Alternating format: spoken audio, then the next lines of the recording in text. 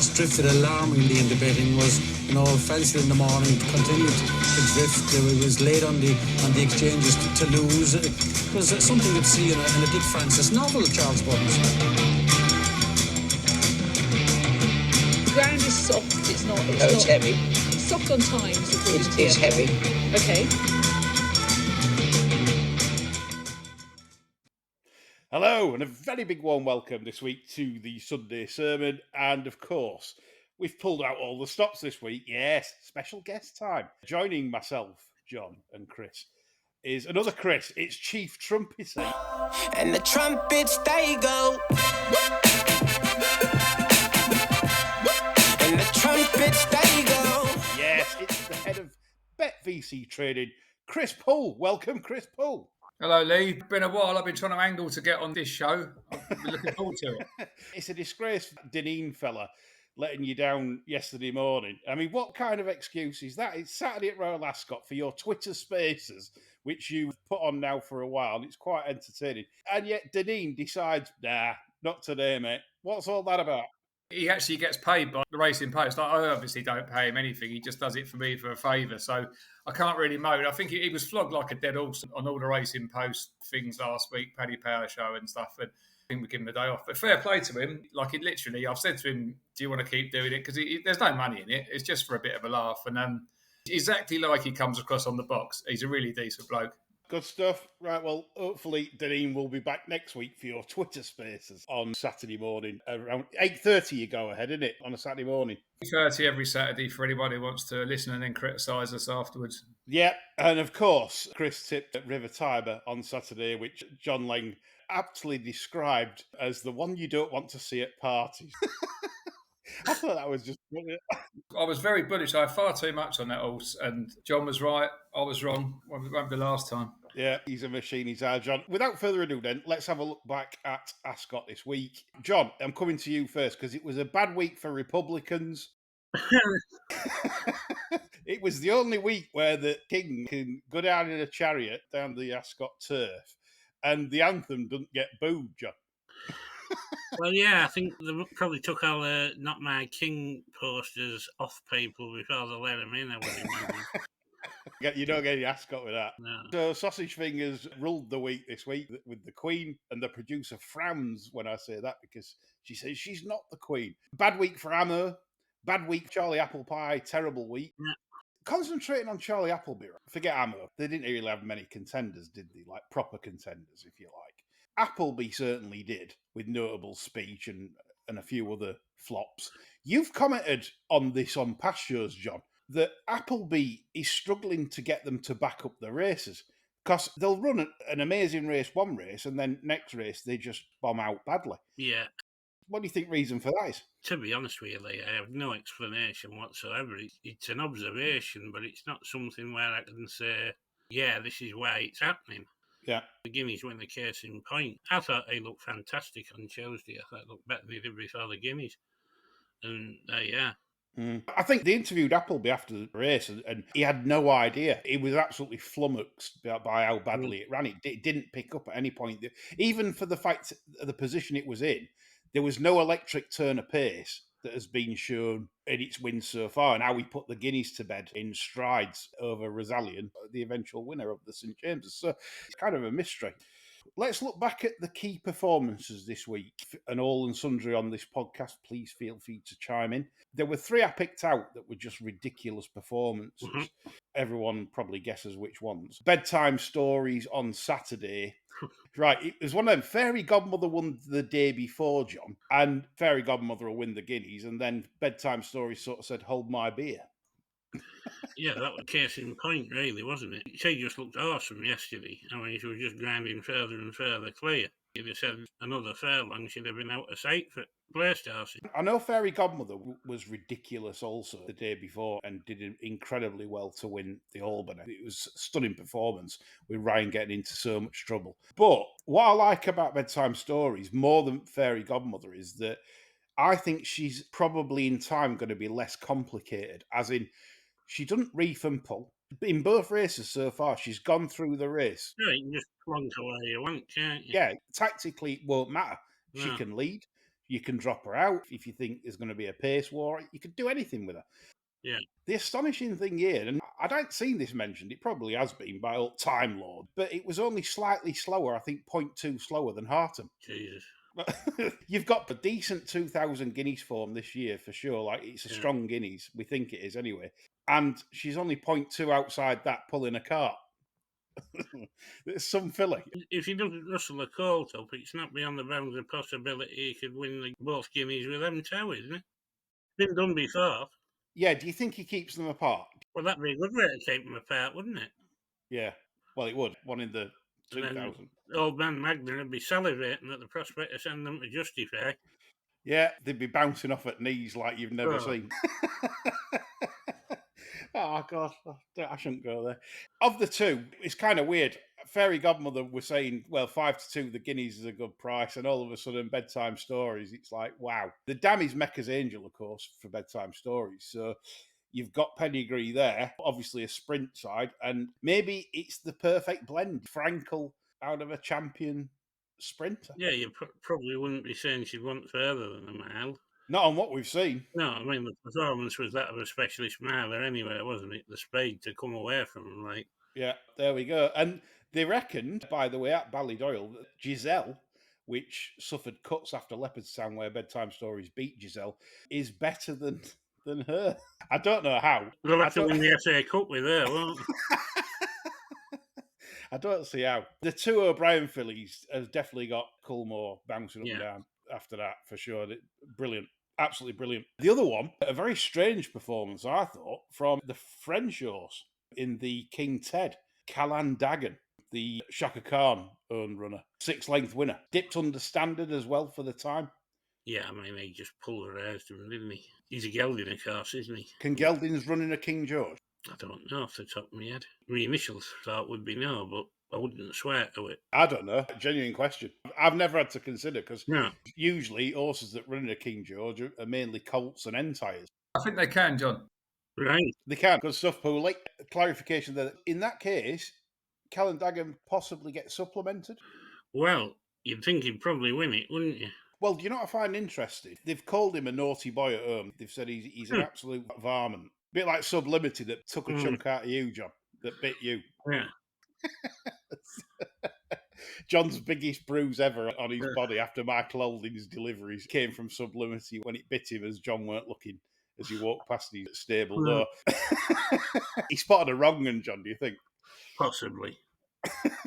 So, Callan Dagan, then, we're thinking that this horse really is quite special. So, the ground could have been a factor in France also, because it was racing on bog ground. And that's the first time it's ever run on a proper surface. That could have just been it, could it? Well, it's going to give him a taste for Ascot, isn't it? And quick ground. So, if we have a nice summer, if there's a supplementary stage for the King George or whatever, they'll have to be giving it some thought.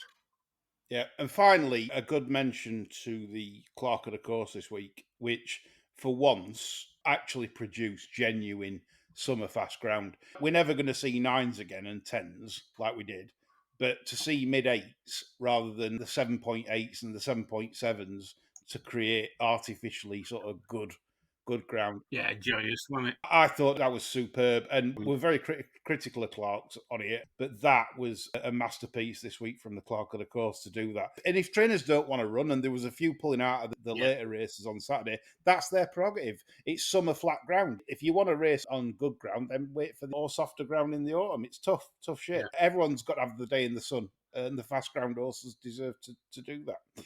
So full credit there. Questions time on racing this week. We've got some decent ones here this week for once. What's more prevalent? Was it doors or windows? Wasn't it? What was that? What the fucking on drugs these people? I should never have. Anyway, Ellen Sheridan has been on. Yeah. And I hope you guys have been watching the ITV coverage, because I've watched some of it, but not all of it. So Royal Ascot gets more competitive every year. But to whom would the bar stewards award the Brown Nose of the Week award to? And I looked at the replies, and someone said Chapman to O'Shea Murph, which them two must be getting it on together, won't they, I think. But the other one was Ed Chamberlain. So any of you guys watch ITV racing enough this week I did. And Ed Chamberlain, I think, is 101. I think he was dreadful. God, it was nauseating. The sort of, bowing, scraping, and genuflecting towards power. I thought it was awful. So he would get my vote. But then again, like having met Ed, and I've worked under Yeah. Ed before, a previous publication back in the day. Razzle, Readers' Wives, the racing correspondent for Readers' Wives. Razzle, what a great publication that Maureen from Stoke, yeah. Yeah. Middle page spread, over 2 pages, the flange all. Yeah, trouble is all the staples were in the bit in the middle, weren't they? You had to come pick the fucking staples out. Kids don't realise how easy they have it now. We used to have to buy those magazines, slip them inside the fucking Daily Mirror. Yeah, or find them in a bush, heads. Yeah. And all they have to do now is just bloody Google porn. Yeah. But it is. The old days, it was under your bed, weren't it? If you got a copy or whatever, and you managed to get a copy, it's just got to go under my bed. If my mother finds my bed was an inch off the fucking ceiling. I had so much under the bed. You got the lot, hadn't you? I used to burn my ass on the light bulb. It was so fucking off the ground. Honestly. My mother said when she found my stash of porn, she said, well, at least you're not gay. Yeah, thank God, son. Yeah, she was a bit old school like that. Yeah, How indeed. times have changed. Yeah, indeed. I think we're in agreement there. Ed, he's a great guy, but Yeah. look, he takes the show in a certain direction. He believes it's the right way forward. He goes on viewing figures, so there you go. Yeah. If the viewing figures means that he'll say he's doing it right. Like that's what he said to us at York. He come and sat with me and John at York. Unlucky for him that. I bet. It was. And he made that point. He says, look, viewing figures are up. So that means more advertising. Yeah. ITV are happy with us. Fair enough. How can you change, even though it's not our style of product that we want for racing, in our opinion, it's working, or something's working, whatever they're doing. So fair play on that subject. So I wouldn't mind chiming in a little bit on that, because I do get all your points when you criticise ITV racing. There's not enough betting content, and I do get all that. For us, it's massive that racing is on ITV, so that's a big positive. Obviously, we need terrestrial TV coverage.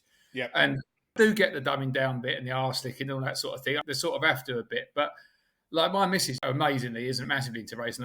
Obviously used to go and that, but she'll be watching it and she thinks it's really good. Yeah. So she's a view. So she's watching whatever, and the racing comes, and she says, "Oh, the coverage was excellent today." She hasn't a fucking bet. I'll probably side with what Ed says there a little bit. Is that's what they're going for? I'd love there to be more betting content, but the times we're in, that might just be the way they have to go. I don't think they do as bad a job. I think you lads are a little bit too harsh on them. You've changed. And Richard Hoyles is not a golf club bore. You used to be out the music, man. Richard Hoyles is not a golf club bore. He's all right. Oh, Quisling. Fucking traitor. Oh, my God. The best thing that I saw Richard Earl's purse was that there was a show, and I mentioned him in the tweet for the show. I put in the sermon tweet, I put Hoyles, and he actually put, "I've made it." He's bought Chris Poole off with a pair of string-back driving gloves and a beaded seat cover. Yes, yeah. He's not going to do a lot of comedy acts, is he? He's not going to come on and start like cracking one-liners. But No, like, quite. No, he's a nice chap. He ain't as boring as you make it, I don't think. No, if we get him and Simon Rowlands on a show, He is a fucking. I know, he annoys me, Simon Rowlands, because he's blocked me on everything, and I pay £100 a quarter for his sectional, so I'm actually like a customer of his, and he's just blocked me all over the place. He's a disgraceful man. Can I tell a very quick why I really dislike Simon? I mean, I dislike him anyway, but I've never met the geese, so it's a bit harsh. But he tweeted a while back, because obviously, if there's a dead horse or something in the bookmaker's anti-post list, it looks terrible, yeah? Yeah. And he tweeted, "Oh, typical bookmaker, it's a dead horse in their odds checker list," and I was about to fucking, lads, what have we got this horse in for? And I've looked, and we've not got this horse in, and it's odds checker's fault, and that does happen quite a bit. There's a feed problem or whatever. Back to him on Twitter, and I said, "Yeah, that's odds checker's mistake. I've emailed them now to sort it," thinking, I've come back to him, which I did, and they removed the horse, and I said, "Are you going to sort of delete the tweet or admit that?" And he didn't. And he got loads of, everyone's on fucking bookmakers, scumbags and all that, right? So he's kept it up. And I'm like, you prick, like, it's not our fault. I've gone back to you and said, and then he blocked me. What a fucking wanker. Yeah, totally. He does. If you say anything negative towards him, and I don't even mean insults, just... He's like Ansel, isn't he? It's like I should dare criticise him. And it's all of a This sudden, is why Chris has started his trumpeting, because the Wizard of Odds. Yeah, the Capo di tutti. You need to get me on for another show, Francel, lads. That's an hour on its own. Yes, Yeah, indeed. I'm going to say we could do another show on that one. A really good question coming up now, and we don't get questions as good as this normally, and Go it's on. from one of our patrons who very much values what we do, and I found this amazing. I'm one of the 8 shareholders who sold Mickley for 400,000 to Hong Kong. Obviously, Mickley has won the Hunt Cup this week for King Kong. He cost 20k. Did we do the right thing? No! Not after that, anyway. Should we have negotiated a bonus if he won, or kept a percentage for ourselves, or got some free VIP tickets for the day out of the deal? Now, I'm sort of feeling this fella, because if you've got 8 shareholders, right, so it costs 20k, so that's 2.5 grand plus VAT, whatever, a share, and plus your training fees, which won't be a lot divided by 8. Might be 350 a month or something like that for these lads. I know this sounds after timing, and Paul's going to get his trumpets out now. The time figure and sectionals said Mickley was better, quite a bit better than his rating. And people saying, why didn't you back it for Britannia? When to sell? I know Brian sold one for 400 grand of one of his owners that won at Pontefract by about 5 lengths, pulling a cart with a good time figure.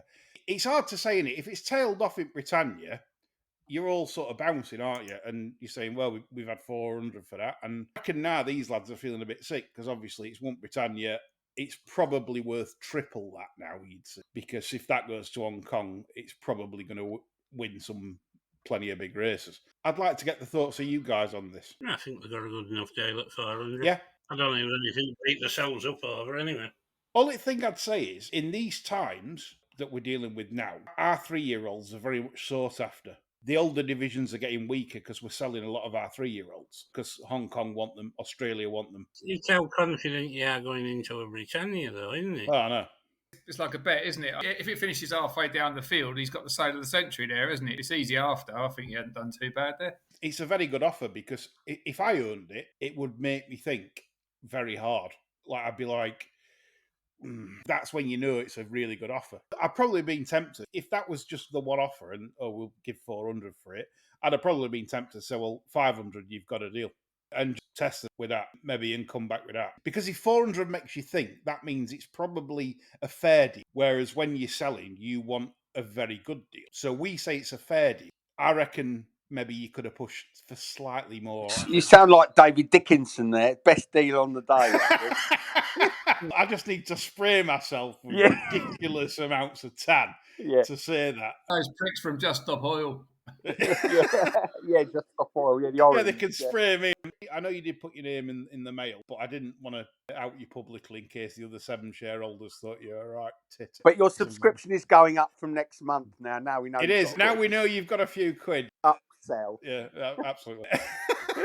So carrying on this, before we come on to the life and times of Chris Poole, Esquire, problems for British racing, brought up by Nick Davis. And he says, quality of staying and sprinting divisions are surely open to question now on quality. And was this year's 2,000 Guineas the best renewal in years? Yes, Nick, it was. The form is very solid, but I think that's down to the older divisions as well, in terms of we're all expecting the younger generation to demolish the older horses later this summer. And that's quite sad. Hardham, back-to-back King Stands winners, John. That's just shit, isn't it? Yeah, totally. Yeah. For want of a better phrase, the sprint division has been shit for a while, I think. So, like, the Aussies are even taking the piss, because they've sent over what even the trainer describes as the sort of about the 12th to 15th best sprinter in Australia to beat our lot. Yeah. And it's a mare. It's not a strong colt or a gelding.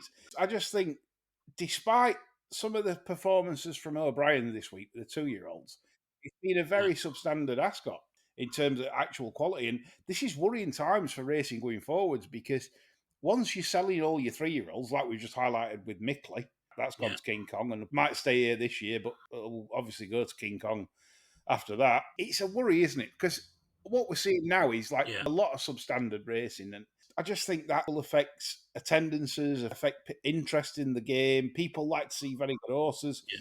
There'll be more focus on the national hunt season. So going back to problems for British racing, Jeff Banks has been on, like he does, and he said on-course turnover down on his joint. He's pissed off by Ascot bet. Chris, do you have any on-course presence? No, we got out of the on-course game, probably 10, 12 years ago. We used to have some really good pitches. Just wasn't really worth it. You're only really there as a branding thing, really. We did it in Ireland as well, which I was quite a big part of when I worked over there. I do speak to quite a few on-course bookmakers still. Got the impression it was a bit down the same as what Jeff says. It's tough for them, isn't it? They've got the advantage now of being able to take £100,000 bets in cash. We can't. Apart from that, if you were on the course and you were stood up in there having your champagne or whatever, what is your incentive? If you've got a Bet365 or whatever account and you're logged on, what's your incentive to go down in the ring and have a cash, I suppose, is the hard bit. But there's plenty of them still making good money out of it, for sure. I think you're right. I think a lot of people now that stay in the bars and just try and click on their online accounts and obviously play that way rather than going down to the ring, which was the case back in yesteryear. The betting jungle, as Big Mac used to call it, is no longer. But yeah, I do feel for him. In the case of like Ascot Bet as well, Banks is very against that. They're charging them extortionate fees to stand there, and your Ascot Bet get the prime pitch locations and just park themselves where they want. It's very unfair. I think the on-course people need some representation here to make a living. Ascot really need to stop trying to squeeze the pips out of everyone in that respect. More bad news for racing. It's never good, is it? That Quipco have pulled out of King George, both Newmarket Classic sponsorships next year. So it'd be looking for a new sponsor. So will it be the Betfred King George and the Betfred 2,000 guineas? Probably, because racing does struggle to attract out-of-field sponsors other than bookmakers, John. This is a disgrace, isn't it? The fact that racing now can't attract decent sponsorship. Well, I think it's probably all they're aiming racing at. Chris has touched on this on other sermons. They don't seem to be aiming it at the people with the disposable income to have a bet on it, really. Yeah, Chris, you have. And I've always said you're spot on, like on this. Other people have said, no, you're not. And I don't get it, because the younglings coming through, as the big bookmakers are marketing this, which is, of course, to £10 enough. Yeah. You've seen the adverts. Younglings, was that Star Wars? Younglings? When you Lord of the fucking Rings or something? We're in the Shire. Yeah, them that don't wear socks and that. That's yobbos, not younglings. That's why Darth Vader killed them all. He foresaw the sockless wonders, didn't He did. Yeah. Yeah, Quipco pulling out, I think it's a disaster for the sport. You're going to get bookmakers most likely pick up the tab for that. King George Classics, unless you can attract the Saudi Arabia route, as we've commented on this pod before. That seems to be where the cash is. Tyson Fury's pocketing plenty out of that. Maybe racing might think, well, to save us, do we actually go down that route? If I was in charge of the BH, I'd explore anything to save. The Aldi 2,000 guineas. I like that, don't you? The Lidl 1,000 guineas. That's good. The Happy Stopper Oaks. Yeah. Not good. Obviously, we just take day to day, as I do, on a daily basis, until Betfair might turn my exchange account down, which they've tried 3 times in the last 2 years. Will they do it again this year? Who knows? I think it's time now to come on to Chris Poole. We've talked a load of shit so far. So let's go on to Chris Poole. The life and times of Chris Poole. Oh, fucking. I feel like Eamon Andrews here. No, I wouldn't want to go on that show. They've been the fucking pricks who'd come through that door. Oh, God, you owe me. Where's that ground? Lionel Blair and all that lot. Yeah, Gary Glitter. Yeah, come through.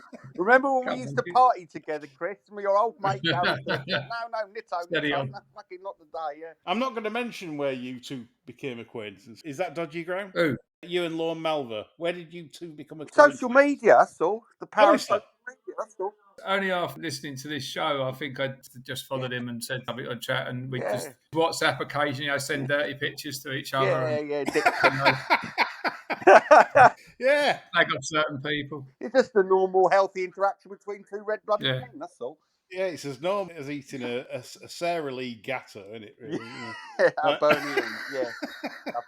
Anyway, it's Chris Poole time. So, Chris, you started out as a waitress in a cocktail bar. No, cashier. Yeah, Dennis, cashier. You were.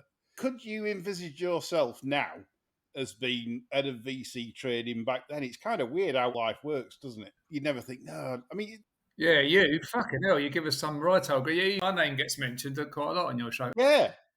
Yeah, I don't know. It's funny how life works out, Yeah. isn't it? I mean, I basically I left school. I didn't know what to do. I left at 16. I was a right fucker at school. I spent far too much time trying to make birds laugh, and generally unsuccessfully. And academically, I could have done a hell of a lot better. I joined a bank, Barclays Bank. They would take loads of kids on at the time and stamping checks. And all that. Funnily enough, I was speaking to someone the other day. Incredibly, at 16, I was probably having 3 pints, lunchtime pints, with the bosses at Barclays Bank.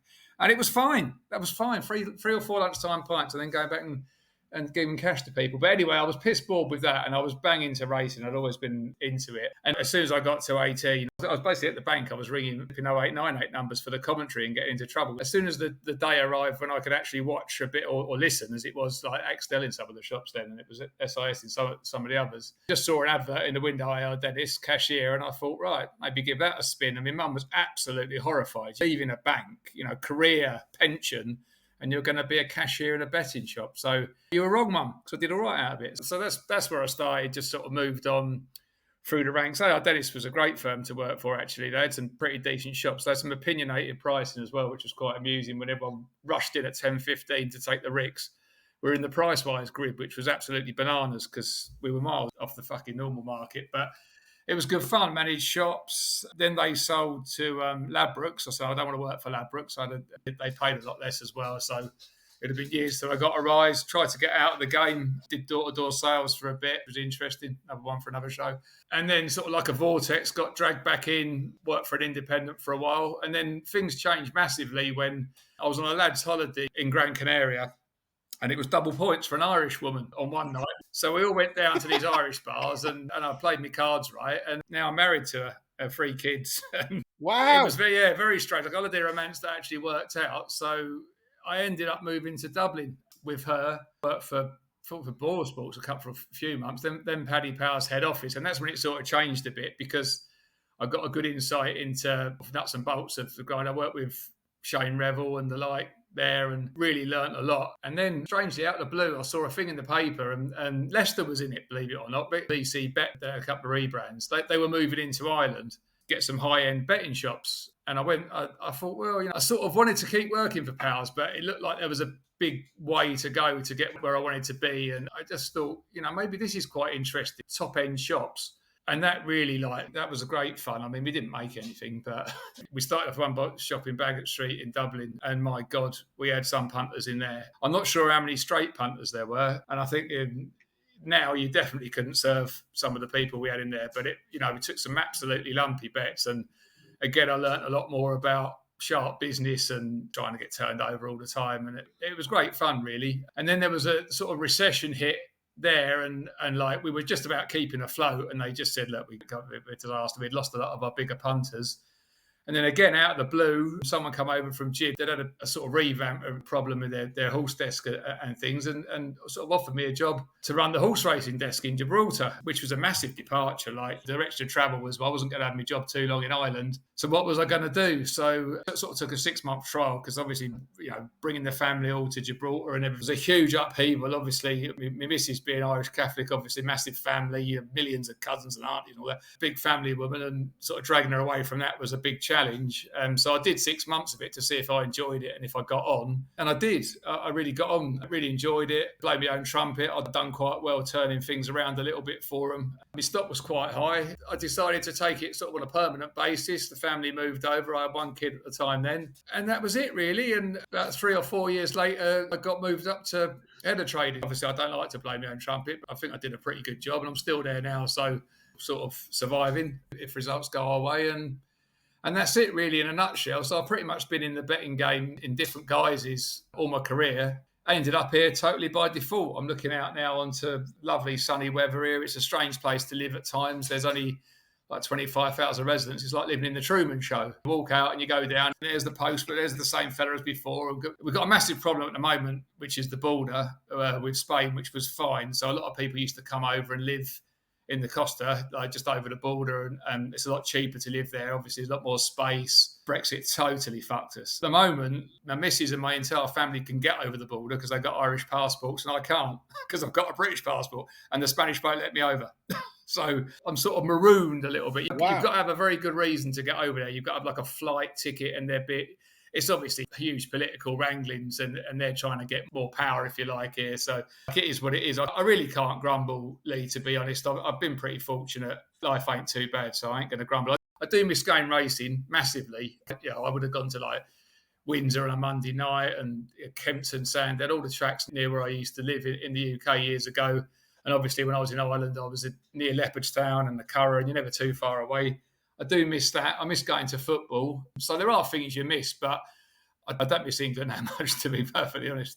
That was a really good there. Just how you progress through life and learn through sharps betting. And it's a similar experience for me that we're still learning now every day. But when you're growing up through your teens and your early 20s, to a degree, that was a huge learning period for me on dealing with very sharp people. Clearly, the reason why you're where you are is because you've adapted and listened and sort of learned from experience. And I think that's what I've done. It makes you what you are, because you can only gain that experience from having to suffer it, in terms of like laying a bad bet or laying a sharp bet, or shouldn't have laid that. I can remember when I worked for Bob Holmes bookmakers back in the day, they viewed me as some kind of price guru. I decided one day, bizarrely, to introduce match bets, pick your own.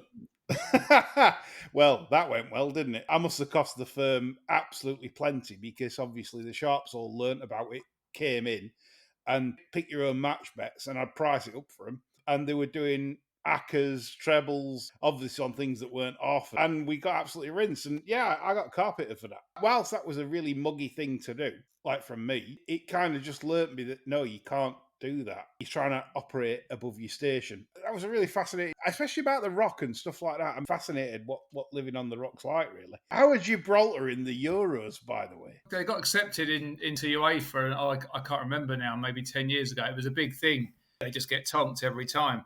Give it a couple of good spin-ups. Like the schooling system is fantastic here. All my kids have done really, really well at school, and it's safe. Like obviously it's safe because you can't really fucking do a runner, can you? But It's like Alcatraz, isn't it? there's very little crime. There's a little bit of incest, I expect, but no, there's very little crime, and it is the safety school system and stuff like that. I mean, they send the kids to university for nothing, basically. The Gib government pays, which is a right touch, because I couldn't bloody afford to send them there. So my eldest, he went to university, and my daughter's about to go as well. So there's a lot of positives. They do sort of look after their own a lot. It's fair to say that the work ethic isn't probably huge from the local community. I think I'm being kind. Manana. Yeah, it is a bit like that. There is, I suppose, a little bit of entitlement at times. But look, when I go back home or whatever, I don't tend to miss. I feel like I'd love to be back sometimes. Like I say, going racing, I'd love to be able to go to Ascot for a day or whatever. And it's all a bit of a ball ache. It is what it is. But as sharp punters, it's a huge learning curve. I always find like you never stop learning, because you can never think you got the game by the bollocks, because there's always other people with different angles. And in the last few years, it's all like models and algorithms and people, and you never be too bullish and think you're right all the time, because there's always someone who's got something on you. Totally agree with that. That's something I live by. That ego is the enemy of the gambler, the professional punter. Never have an ego. Never think you're better than the rest, because seriously, you're not. Because someone else will surpass you if you actually think that, because you'll rest on your laurels and you won't keep working hard. Chris, you've got where you are and where you deserve to be. So some questions now from a couple of our listeners. You've got 2 questions. Go you. Popular two. Fucking two. Fucking 2, yeah. Disgraceful, our audience. Where does Chris Poole see himself in 3 years? Colonel Braxton. I saw that. That was from the SBC, wasn't it? Yeah, well, do you know what? It's funny because like every year that goes by, I always think my time's limited, because I say I'm a little bit old school. I have managed to move with the times somewhat, but we obviously moved for obvious reasons and moved away from sort of Wales. I mean, when I first had the job as head of trading there under Victor, we had fucking huge punters, and my entire life was spent phone ringing. Geezer wants 75 grand each way. It was mental. It was so exciting. It was scary. Yeah, we had people on runs with phone numbers, massive bets, and it was all down to me. And he was a huge after-timer, Victor. You know, should never have laid the ones that won. What are you doing giving him that and all that sort of thing? But obviously now it's totally changed. We have a few bigger ones, but not very many. Like the job's totally changed. So I keep thinking at some point it's going to be we don't really need you. But I try and get involved in some other stuff. There is a lot of other things to it. The job's changed massively. So where I see myself in 3 years, God knows. I don't ever worry too much about what's going to happen tomorrow because you just can't change it, can you? Especially the last sort of 4 years since COVID and all that stuff. You just don't know, do you? You don't know what's going on. And if tomorrow I get given the tin, I'll find something to do. One of the reasons I started doing the spaces and almost tried to be a little bit media-ish was because I thought I'm all right at it. And if I might get a bit of work. So if I do get the tin and you want to give me 50 quid a week for being on here, I'm more than happy. But Sorry, caller, it's a bad line. We can't hear you. Yeah, crackling there, crackling. You can't look back. I'd love to have probably done something off my own back. I'm not clever enough to be a professional punter. I'm miles away from clever enough to make a living out of punting, but I've had certain ideas that we've used at the firm and stuff, and I thought, bollocks, I should have probably used that myself, try to do something. But I've got a lot of people I know that I might try and do something different, or probably end up being one of these consultants that charges a ridiculous fee and says, oh, you're doing that wrong, doing that wrong. So I don't know, but I don't worry about it anyway. Whatever happens, happens. Yep. Josh SBC has come on and said, is there a bet that stands out where a customer pulled good old Bet Victor's pants down that Chris was particularly impressed by? I saw that question. We've had our pants pulled down more times than Casey Price. No, she pulls her own pants down. I probably haven't had our pants pulled down as much as Katie Price, actually, because that's in the thousands, isn't it? But one that did strike me was, and this was quite a good one, I don't know, maybe this was about 10 years ago or something like that. In the dart, all the big players, they started to go a bit more global with all the big darts players and what Barry Earn's done and stuff like that. Darts betting's pretty popular, and we'd have all the lines up for the darts averages. Okay, so, MVG, whatever, 98 and a half. What his average had been in the first game or whatever. So normally, you wouldn't take much on these markets, but they're good to have up. Lads come running over to me. He said, we're up to our tits here. I said, what? He said, they're all fucking unders. They're back in the unders. All the players. I said, all the players. I said, well, the line's wrong. He said, no. So I looked at him with him. And I said, no, there doesn't seem anything wrong there. He said, well, I nudge them down. I said, well, he nudged them down a little bit. Unders, multiples, unders. He said, we're up to. I said, right, just take the market down. There's something fucking wrong here. But we couldn't work out what it was. So there's no way this kid's going to get 91. Anyway, they're playing in Dubai, and as they come on, it's fucking open air. They're playing in the wind. Oh, God.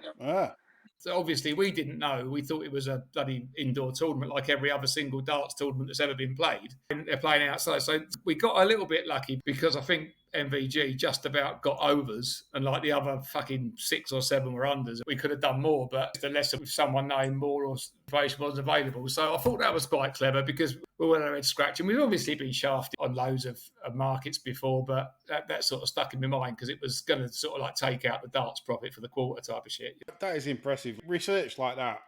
And this is with sports bettors, horse racing bettors. This is what we do to try and obviously beat the bookmaker. Coming on to betting now, Chris, we're going to change the subject to betting politicians. On recent times, of course, Rishi Sunak's aides and security guards, it seems like everyone else related to Rishi Sunak has been betting on a July election, which of course now has been investigated by the Gambling Commission. This is interesting times because Michael Gove's come out and said other punters are losing out because of insider information, and that means the system isn't operating fairly. How does the stock market work, Michael Gove? Can you explain that? Rubber lip cunt. Who cares a fuck what he thinks? He is, isn't he? What a fucking prick that goes. But does that tell you what we're dealing with in terms of the white paper, etc.? People that don't understand the sport. What I found interesting was Harry Stewart Moore, who obviously is a very high-class legal counsel. Harry Stewart Moore came out and said, because the meaning of cheating under the Act is uncertain at best and probably very broad, so if a punter who knows the outcome of an event cheats, a bookie, by representing that he doesn't know the outcome of an event when he places a bet on that event occurring, which is not an unreasonable view, could it not be argued when a bookie accepts a bet, he represents to the punter, for example, that he won't take illegitimate and unreasonable steps to avoid paying out any winnings, or that he won't accept the punter's bets while they lose, and then restrict him if he starts winning, thereby depriving the punter the opportunity of recovering his losses, let alone making a net gain.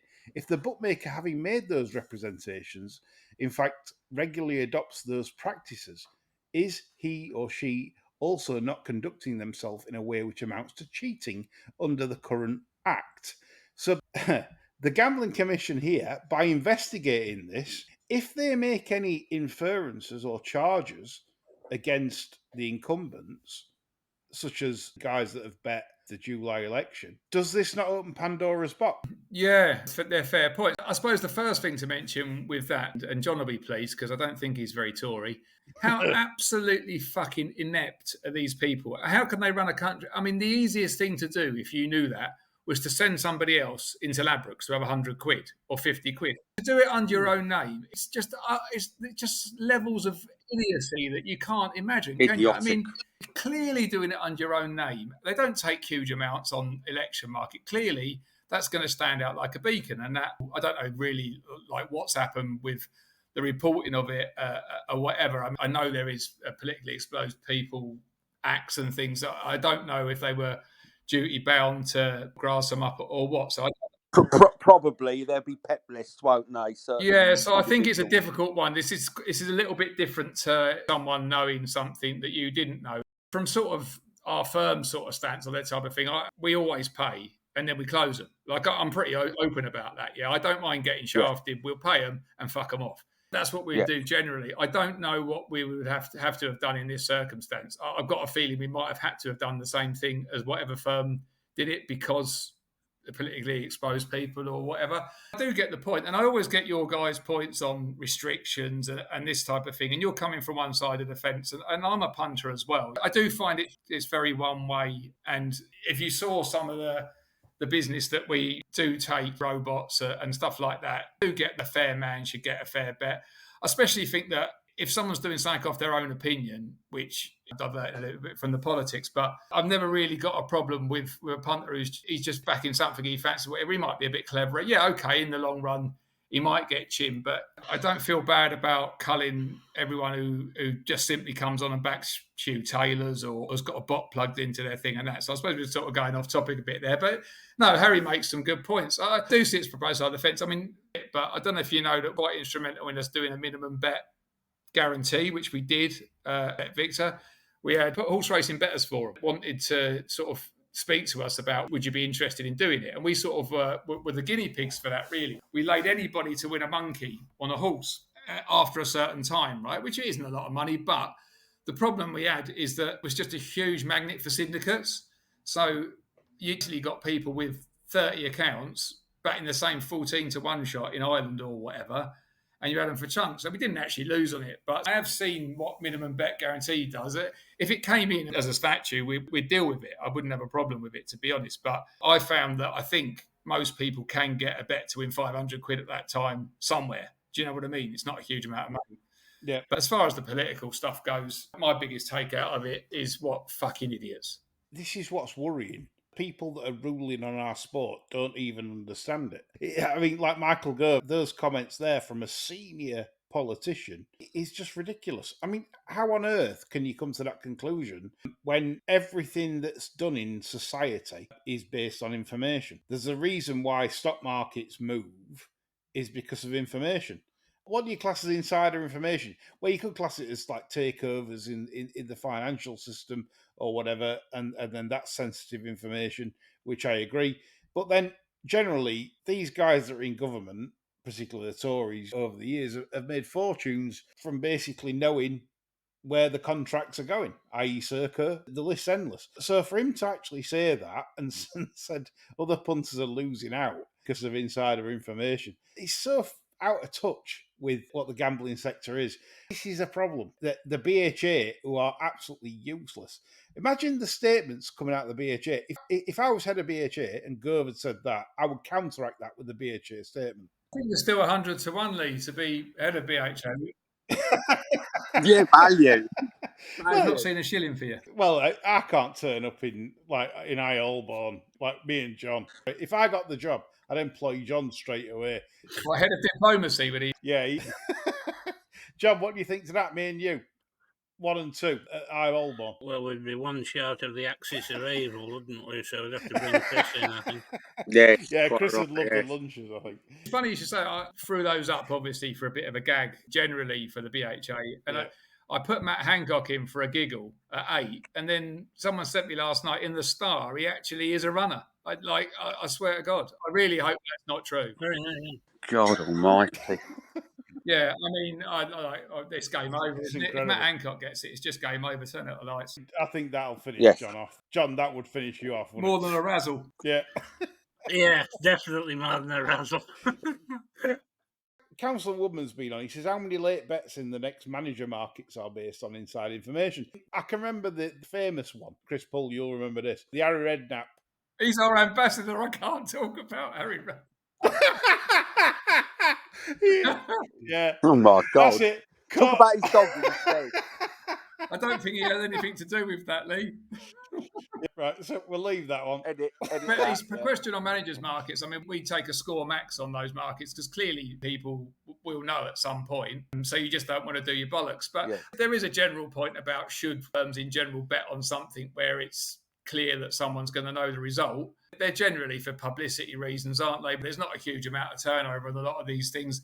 The date of the election, someone at some point is going to know that.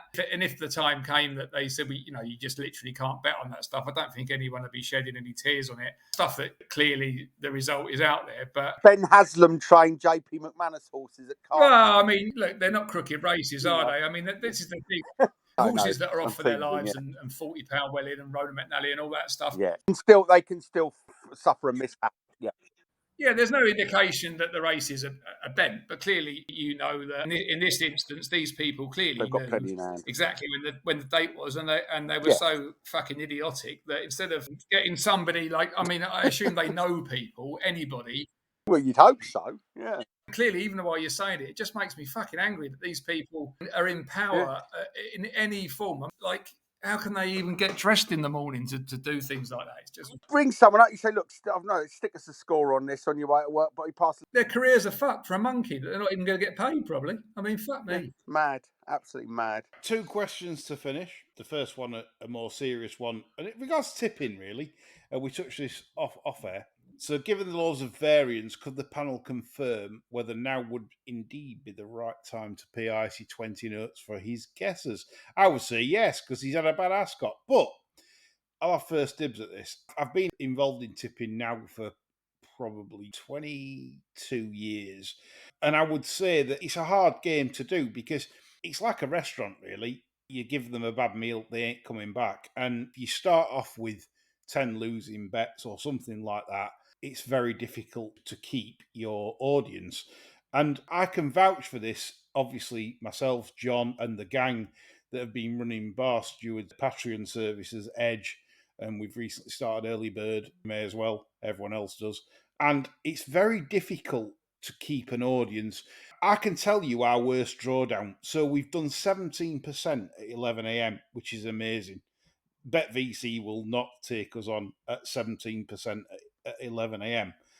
I'd never take you on, Lee, ever. The fact that we've had a drawdown of 32 points, so work that out over time. So say if you joined at the very worst time over the last year, you're unlucky and I'm just joining now, you would have suffered a 32 points drawdown. We recommend a 100-point bank. How many people can you keep, confident and sane at 32 points? The answer is very few, because very few have the tolerance level to cope with massive losing runs. So I'm not going to give icy digs on this show because I know variance and I know that it's possible to have a wipeout at Royal Ascot. It's possible to have a wipeout for a month. It's just unlucky for Icy that he started his tipping venture on this note. I understand the game. I'm not going to batter anyone that has a bad week, but I've not had a good week, to be honest. It is what it is. Thoughts, chaps, on tipping? Despite what punters will slag tipsters off, it's not the easiest game to be in. No, it's harder because it's easier when you're just betting your own selections and listen, if you get it wrong, well, you beat yourself up. But you're on offer, aren't you? Because you're saying, here, I am an expert, pay me some money and I will show you how much better I am than you. And if you have a wipeout, which is, one of the hardest meetings of the year, you kind of, it affects you psychologically. So yeah, I mean, I think it's harder than playing on your own account. It's a different skill set. I think totally different skill. Ronan McNally tried it and bombed out after a month. Tipping's different to betting in that what you have to do is, I know some of obviously my subscribers will be listening to this, but it's a case of if you have like 4 or 5 losers on the bounce, it's time for the cork bet. The Alan Cork, the big beard. You stick it in the hole. You need to stop them from self-combusting because they haven't got the constitution to bet and keep going when you go on these massive runs. So you're always attempting that cork bet after a few losers because they need that. Like you said, Chris, you feel them. You feel the pain they're in. They want to go out on the weekend. They want to pay for the beers. They want to. That's the kind of thing you're dealing with. So tipping is not easy. Yeah, I think it's a bit unfair sort of battering that he's got, but he's put himself under it a little bit, saying that he'll start at Ascot, hasn't he? Because I'd say Icy's edge would be knowing a few non-jiggers in Ireland and stuff like that. And put it like that, I wouldn't want to lay Icy private. I'm sure he gets enough good stuff and he's got enough knowledge of himself, but he's put himself under it a little bit, choosing Ascot. But then again, he's only charged a score, and I did think it was probably a little bit too. But that's Twitter, isn't it? There's the pylon. Yeah. But it's a bit unfortunate, isn't it? If he clicks a couple of winners, I saw the list of someone put up, which I don't like that either, really. I think that's a little bit not good, is it? Like cut and paste in the selections that he's put up on a private service on a thing. So I've had my moments with I like the fella. It is what it is, but I think there's plenty of people want to put the boot in, but he's only charged a score, hasn't he? I think probably he'd be better off waiting until he putting up ones that he knows in Ireland and stuff like that, maybe. But I'm not going to tell him what to do. Good luck to him. I think you're right. If I could advise Icy in any way, shape, or form from experience, is that play to your strengths and stick to selective advice, maybe one-off bets now and again where you're very strong on. And I think that's where you could probably do better than certainly tipping Neverlander horses at Redcar.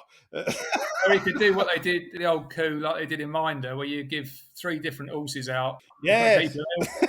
They all put a score on for you. You could do that. Yeah. Get that going in Cork, the 3 phone boxes. You can do that. We move on to the final question, which is, of course, Samuel the Cat. Always belongs to Samuel the Cat.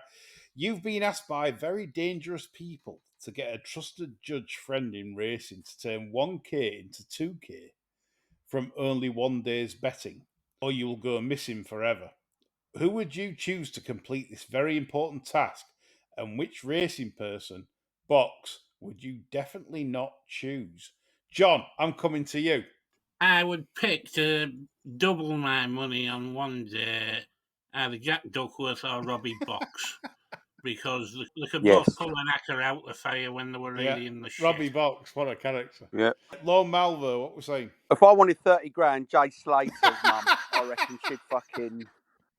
That's who I'd have on my team. The woman's a fucking magician. What's your thoughts on that? It's all a bit weird, isn't it? I think it's a get up. My view, based on absolutely nothing, but you can have it anyway, is that I think he's into some people for a lump. They've turned him loose late at night and says, get us the fucking money. And he's got his heads together. What are we going to do? I know. Let's set up a GoFundMe page and we'll get us out of it. I think he owes a big chunk and they've given him a day or two. Have you seen some of the comments on, I'm not on Facebook, but I've seen. Yes. Oh, they're gems, aren't they? Is he stuck to a cactus? Yeah, that's one. The best one was a tweet from someone said they should send Philip Schofield over to Tenerife. He's a master at sniffing out teenage boys. Yeah, exactly. There was a horrible one where someone put a picture of Jay Slater and a football set next to it saying both are not coming home.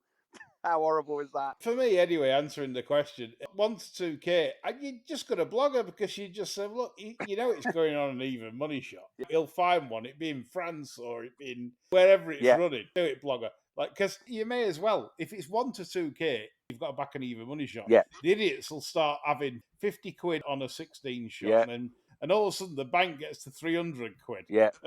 He would have been my answer for the one not to use. Yeah. I'd say it would in that situation because he's the guy that loves a fav. Yeah. But he can stop fucking World Wars, Lee. He can stop tides. Yeah. I mean, I agree. But honest to God, what did I back at Ascot? The whistle jacket. Yes. I've never been so close to getting out of a bet purely because he's on it. Backs. Yeah. Honestly, it made no sense whatsoever. absolutely no sense to get out of the bet. A bit of a trumpet, got a better price, whatever. I honestly did think to myself, I know this is beat now because that fucker's Yeah. backed it. It's illogical, isn't it? I would say definitely not blogger. The person from, I don't know, grounded to £2,000, it could be anyone, couldn't it? That Samuels, his questions are good, but he does seem to post a lot of like all tipsters are idiots. I mean, like, to be fair, if he's watching Paddy Power's slot with Paul Keeley and all those sort of, they're just previewing TV racing, and it's a bit of a laugh and stuff, isn't it? Are you expecting them to get you a profit? I think you've got to take that stuff with a pinch of salt. Yeah, they are trying to pick winners, genuinely. I mean, you know, from your sadly departed Friday show, when you're given the TV races, they're often the hardest ones, and you'd not be having a bet in them, but you've got to give a selection. I think it's a bit harsh sometimes. The old cat, stop being so harsh, Cat. Your questions are fantastic. Yeah, I agree with that because the TV races are the hardest, and that's what I concentrated on in my tips on the show. Because obviously, people, and this is going back for the winning line days, people love to back an ITV racing winner. Yeah, I think it means more than a race at Wolverhampton. People say, no, that's bollocks, it's bottom line. But no, I think to see a big race winner tipped, I think people like that. It definitely adds to the adrenaline. So that's why I did it. It's like you say, Chris Poole, is much harder to do on those sort of races. This was a fantastic show to do, chaps. Very, very much enjoyed it. Thanks for having me on, lads. It's been a pleasure. Defo. It's been wonderful. That's all for us. Bye for now.